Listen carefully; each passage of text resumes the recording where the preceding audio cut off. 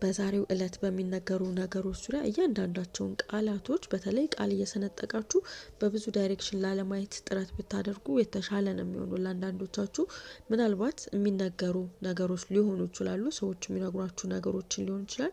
ለሌሎቻችሁ ደግሞ ምናልባት አሁን ላይ መፍትሄ እየፈለጋችኋቸው ወይም ደግሞ ለማድረግ እርምጃ እየወሰዳችሁ ያለ ነገር ግን ጊዜው የማይታወቅ ጉዳይን በውስጡ ያካተተ ሊሆን ይችላል። እናንተ እዚህ ላይ ጥሩ ስሜት ስላልተሰማችሁ ብቻ ለእያንዳንዱ ነገር ላይ ደስታን የማይሰጥ ፍጻሜን ላለመሳል ጥረት ብታደርጉ የተሻለ ነው የሚሆነው።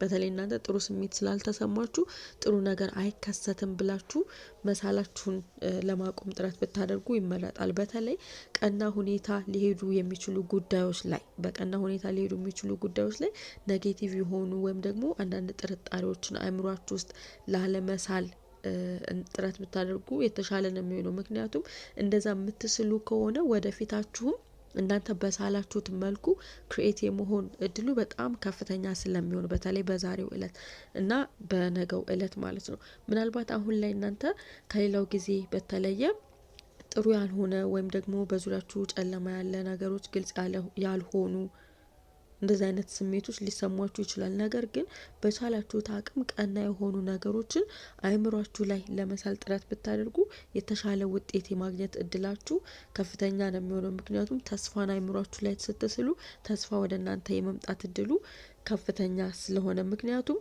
እዚህ ጋር ሊሰማችሁ የሚችለውን ነገር የምትወስኑት እናንተ ራሳችሁ ናችሁ፣ ሌላ ሰው አይደለም። ስለዚህ ጥሩ ስሜት እንዲሰማችሁ ማድረግ ስልጣኑም ያላችሁ እናንተ ስለሆናችሁ እና ያንን የኃላፊነት ድርሻ አንዴ እናንተ መያዝ ስትችሉ፣ አንዴ ምርጥ የሚባለውን አማራጭ እናንተ ማጣጣም ስትችሉ የተመኛችሁትንም ነገር በዛው ልክ የማግኘት እድላችሁ ከፍተኛ ነው የሚሆነው። ስለዚህ መልካም ነገርን አእምሯችሁ ውስጥ ስትስሉ መልካም ነገሮች ወደ እናንተ የመምጣት እድላቸው ከፍተኛ ይሆናል ማለት ነው።